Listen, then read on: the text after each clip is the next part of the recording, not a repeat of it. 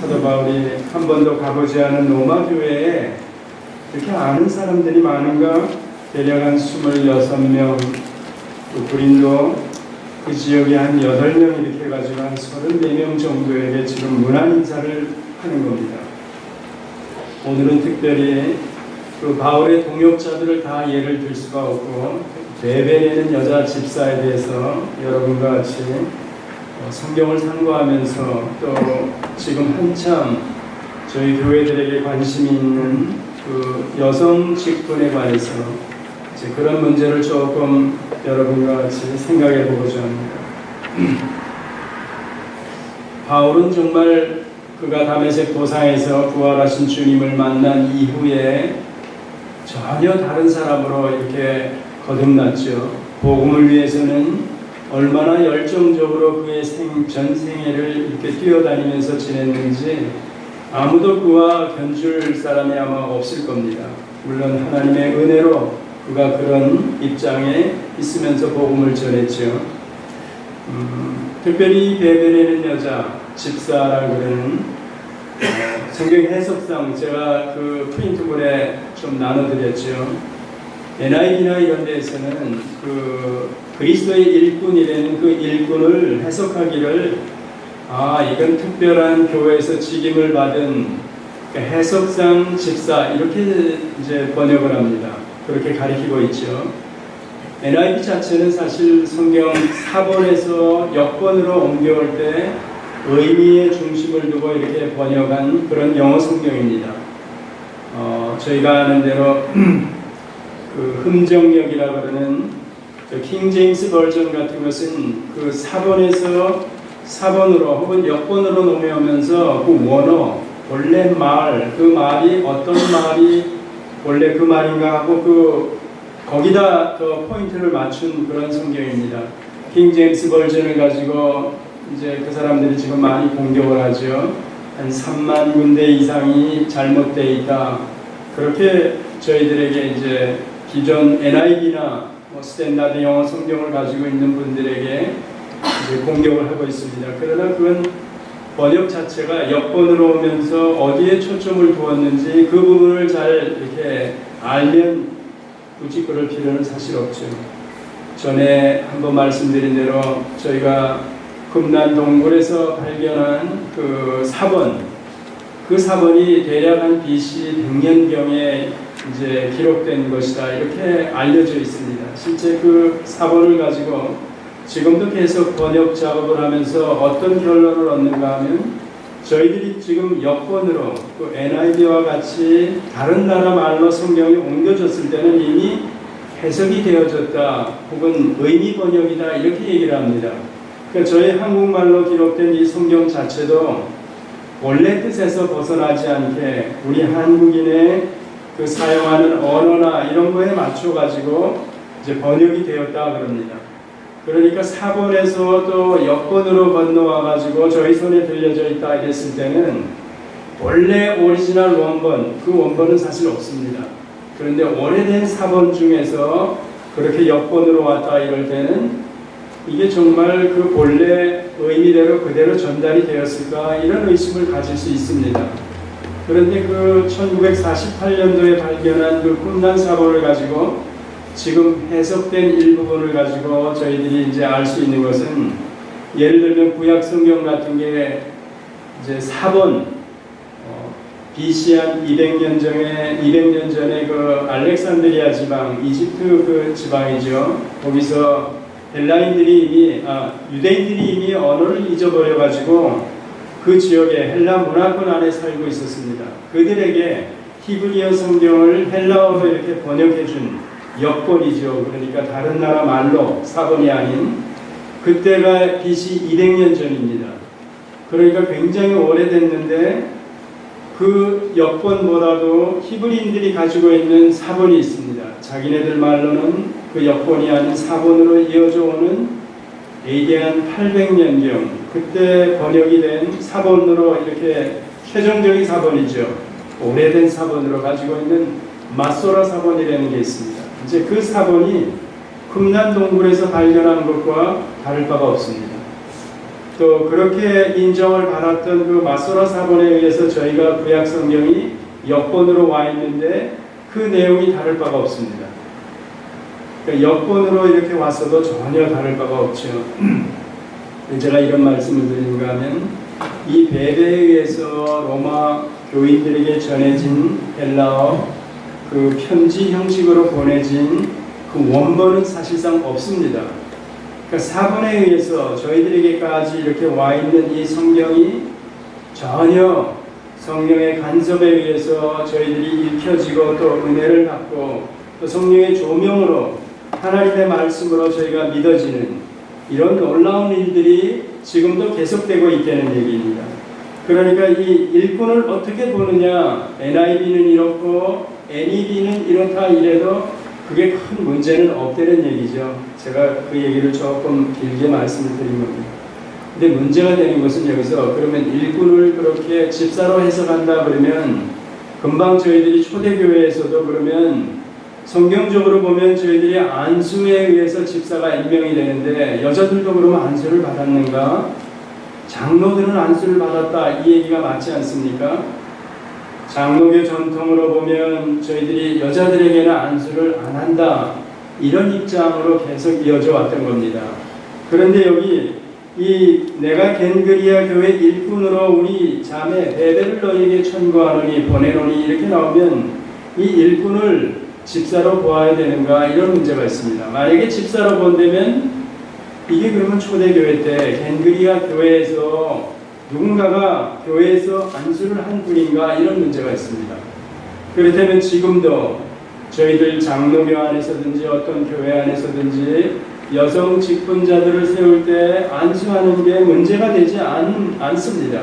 왜냐하면 성경에 이 베베가 그런 식으로 안수를 받았다고 이렇게 저희들이 보기 때문에 또 이렇게 나가다 보면 이제 지금 같은 시대에 이제 많은 사람들이 여성 목사 안수 그 문제 때문에 지금 어느 교단 교파에서는 인정을 하고 안수를 하고 그렇습니다. 외국 교파나 교단은 거의 다 이런 추세로 가고 있으며 심지어는 어떤 교단이나 교파에서는 동성애자들에게까지 목사 안수를 합니다. 그러니까 이런 걸 볼 때 여성에게 안수하는 것보다 더 앞서가는 겁니다. 동성애자까지 안수를 하니까. 근데 저희 한국 교회 실정을 돌아보면 아직도 지금 여성 안수 이런 문제를 상당히 이렇게 민감하게 다루면서 허락하지 않는 곳이 있습니다. 그런 교파들이 있습니다. 나머지 많은 부분의 교파나 이런 데서는 이미 여성들에게도 안수를 합니다. 목회자의 길을 갈 수 있도록 이렇게 허가하는 거죠. 그러니까 오늘 이런 본문을 가지고 저희들이 어떻게 보는지 이런 게 굉장히 중요한 입장입니다. 저희 교회 안에서도 마찬가지. 여성분들에게 안수를 해야 되는가? 만약에 집사, 한국 교회 안에는 또 성경이 얘기하지 않는 그런 직분자들이 많이 있지 않습니까? 예를 들면 서리 집사라든가 권사님이라든가 이런 그 직분은 성경에 사실상 나와 있지는 않습니다. 또 명예자가 들어가는 그런 직분도 있죠. 심지어 어떤 교회에서는 명예장로라 그래가지고 또 그것도 어떤 교회에서는 안수례까지 예식을 거행하면서 이렇게 그 직을 임명하는 사람이 있습니다. 명예를 좋아하는 우리 한민족인가 봅니다. 어떤 타이틀을.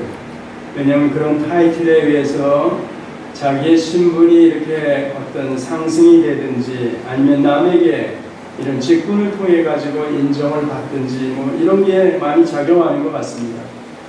제가 미리 말씀을 드리지만 성경에는 전혀 그렇지 않습니다.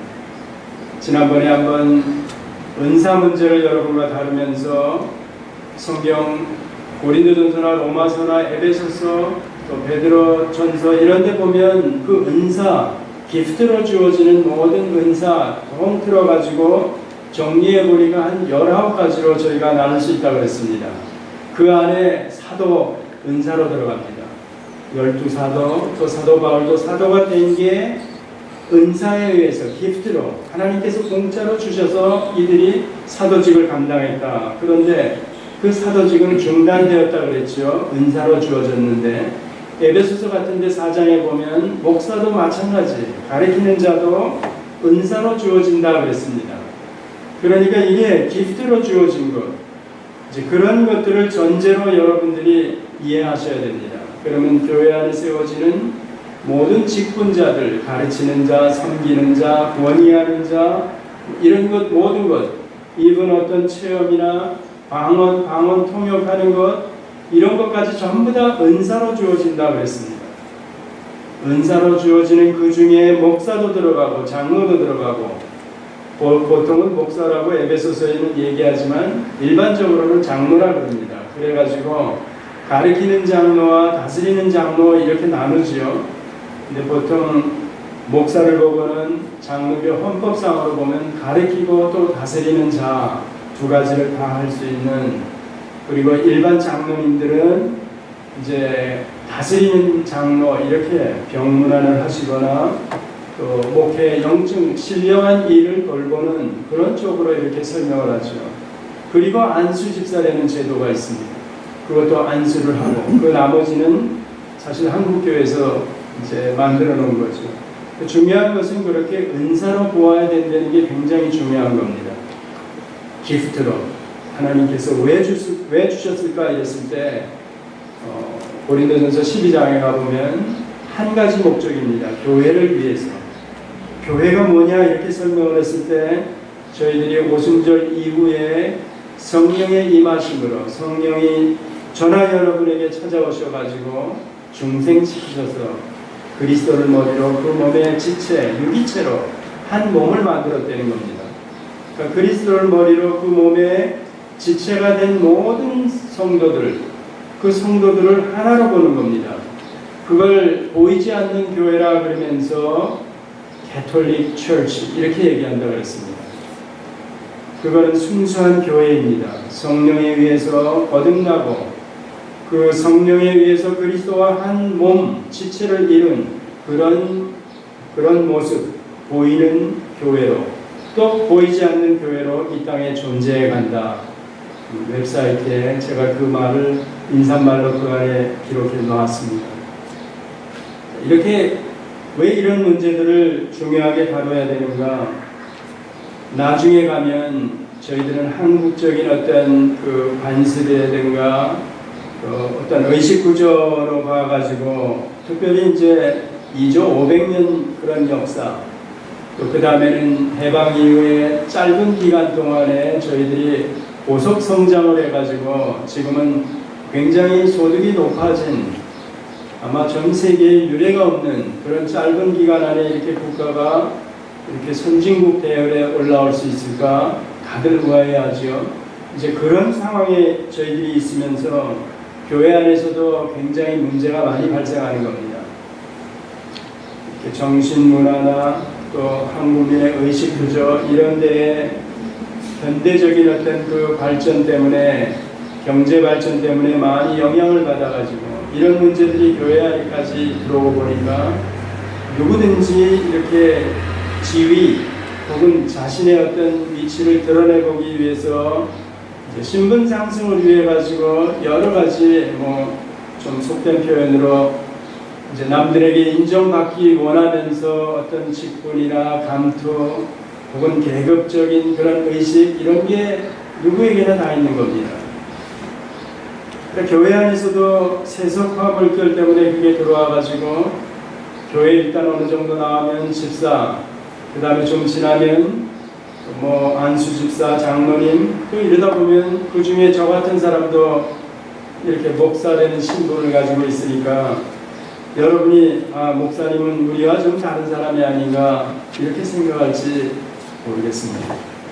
제가 그래서 굳이 이게 은사라고 제가 먼저 말씀을 드리지 않았습니까? 목사라는 이 직분 자체가 선물로 주신 거기 때문에 제가 지난번에 한번 솔직한 심정으로 제가 말씀을 드린 겁니다. 저라는 사람은 이렇게 목사라는 직을 하나님께서 허락하셨기 때문에 제가 신앙을 유지해 가는 겁니다. 그렇지 않았다면 저는 이미 세상 사람이고 세상을 떠났을지도 모르는 그런 사람이었다 제가 솔직하게 말씀을 드렸죠. 그러니까 이 직분에 대해서 그런 면에서 보면 여러분이 저보다 신앙이 믿음이 더 좋은 겁니다. 세고 진짜입니다. 이건 제가 여러분들한테 뭐 이렇게 얘기하는 건 아닙니다. 왜 굳이 제가 이렇게까지 말씀을 드리는가 하면 여러분이나 저나 이게 펑션, 직분에 의해서 은사에 의해서 교회 안에서 집사도 되고 장로도 되고 또 목사도 될 수 있다 이런 얘기입니다. 그러니까 제가 맡은 직분이 뭔가 그리스도를 머리로 그 몸의 지체, 유기체로 구성이 되어 있으면 저도 제 몸, 사람 몸뚱아리 중에 한 파트, 그 역할을 감당하는 겁니다. 그러니까 제가 한 파트를 감당하는 것과 여러분이 일반 성도로서 그리스도인다운 삶을 살아간다. 하나님의 백성으로 그것도 어느 파트에서 그 기능을 담당하고 있다는 겁니다. 이게 다 하나가 돼서 그리스도 머리로 붙어있는 몸이 건강하게 움직여 간다는 겁니다.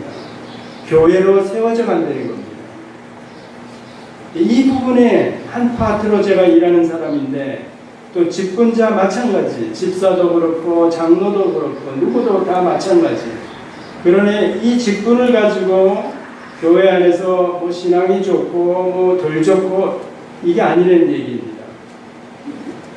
제가 미리 말씀을 드리지만 제가 아는 어떤 미국 젊은 장로님을 한번 만났습니다. 아마 장로교 나가는 분 같습니다. 이분이 은행원인데 은행에 어느 정도 높은 직위는 아니고 근데 젊은 나이에 교회 장로가 됐는데 3년을 약속하고 자기가 이제 장로 임직을 받았습니다. 근데 2년째에 가서 이 사람이 그럽니다. 한 날은 저한테 얘기하기를 자기 이제 장로 그만둘 거라는 겁니다. 그래서 왜 그러냐 그랬더니 우리 한국 사람 같으면 그렇지 않죠. 근데 이분은 자기가 이 직분을 감당하지 못하겠다 그럽니다. 왜 그러냐 그러니까 자기가 맡은 그 직분 때문에 그걸 일을 하려다 보니까 모든 일에 다 참석해야 되고 도저히 자기 개인 시간이 전혀 허락이 안 된다는 겁니다. 심지어는 일을 하는 그 은행에서조차 자기가 시간을 자꾸 내고 그래야 된다는 겁니다. 그래서 2년을 하다가 자기는 기밥을 한다는 겁니다. 이 사람이 제가 듣기는 철저하게 이게 봉사직이며 또 어떤 기프트에 의해서 하는 거 이걸 알았기 때문에 아마 제가 그렇게 얘기한다 이렇게 생각을 했습니다. 맞습니다. 교회 안에 어떤 직분이든지 1차적으로 그게 중요하다는 겁니다. 그 다음에 하나 더 알아야 될 것은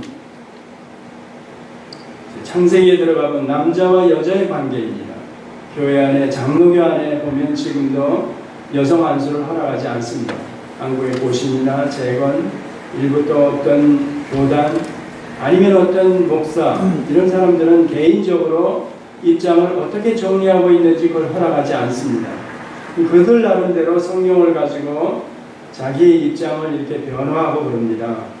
저희들이 객관적으로 성경을 돌아가 보면 교회 안에 이게 여자가 그러면 남자와 차등이 있는 건가 이런 부분 그러니까 남자만 그 신령한 일에 관계되고 또 뭐 장로를 해야 되고 목사를 해야 되는가 여자들은 뭔가 하나님이 지으실 때 아예 차등을 두고 지으셨는가 이런 문제들이 있습니다.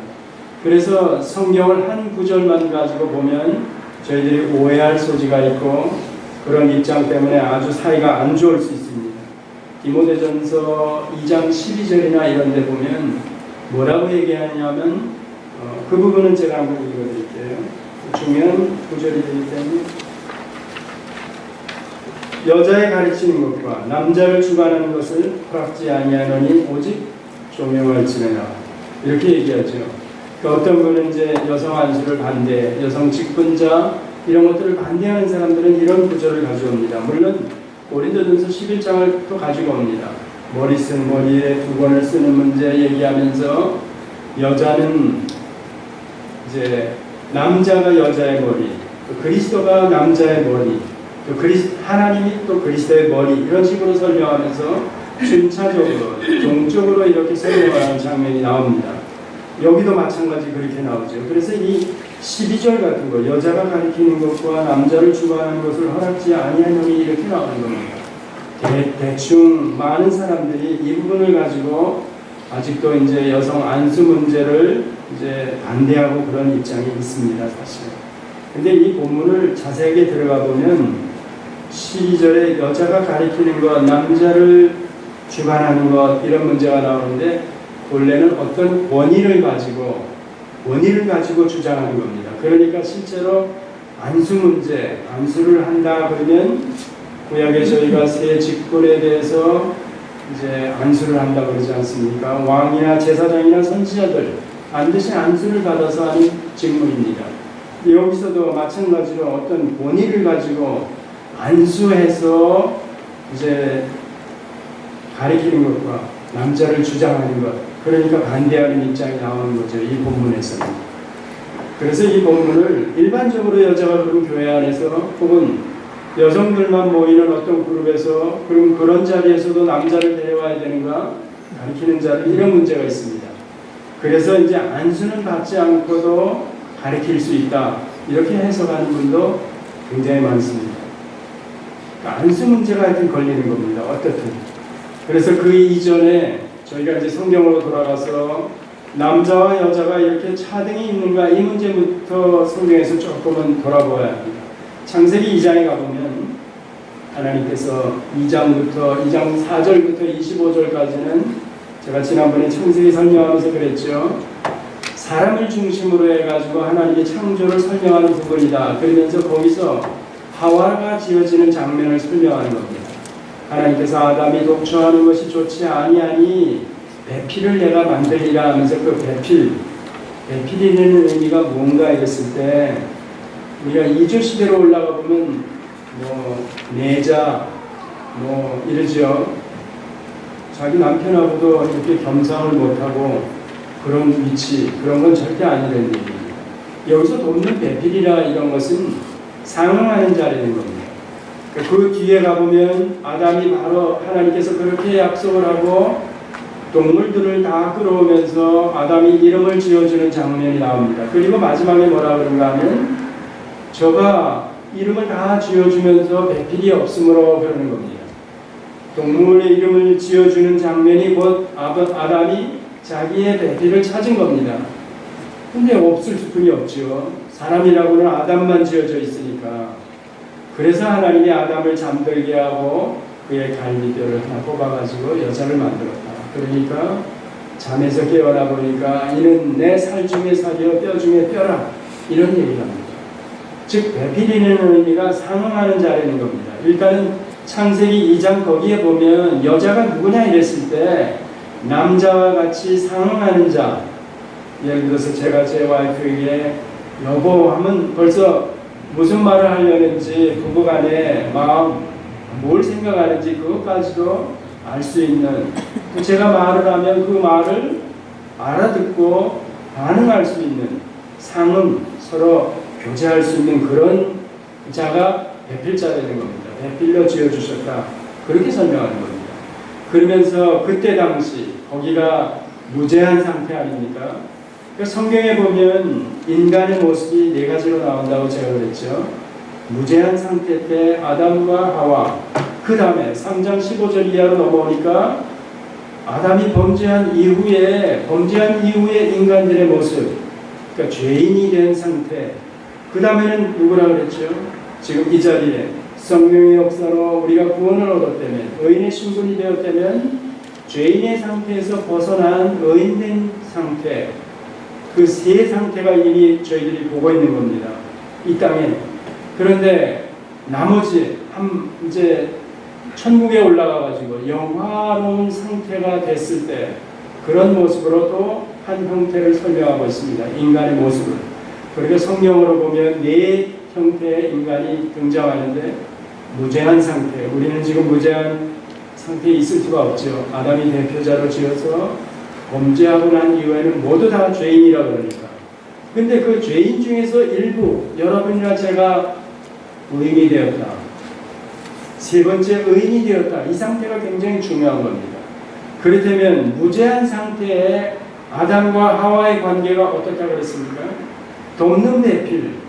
아담이 뭐라고 배갑니까? 이는 뼈 중에 뼈요 살 중에 살이다, 이렇게 설명하지 않습니까? 여러분 혹시 부인을 보고 그런 마음을 가지고 계십니까?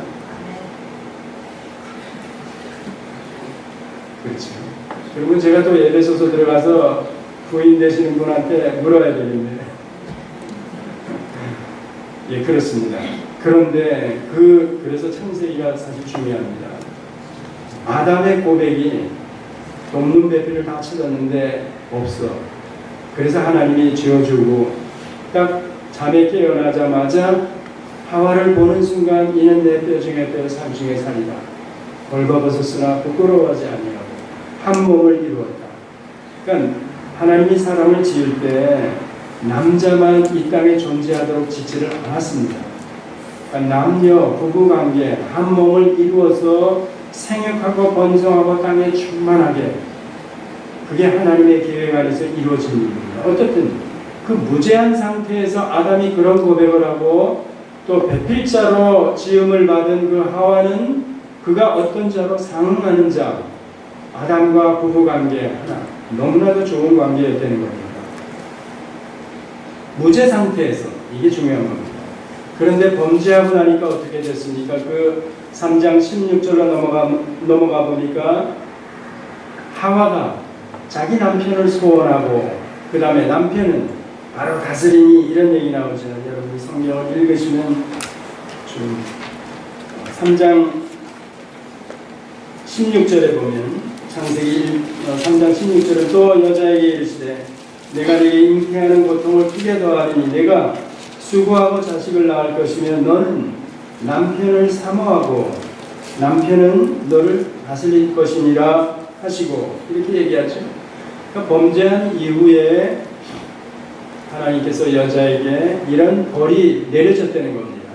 근데 그 벌 가운데 하나가 자식을 수고하고 잉태하는 그런 수고를 하고 자식을 낳는 겁니다. 왜 여러분들이 엄마가 애들을 낳을 때 10달 동안 또 그리고 해산의 고통을 하는가 이랬을 때 범죄 이후에 이게 들어온 겁니다.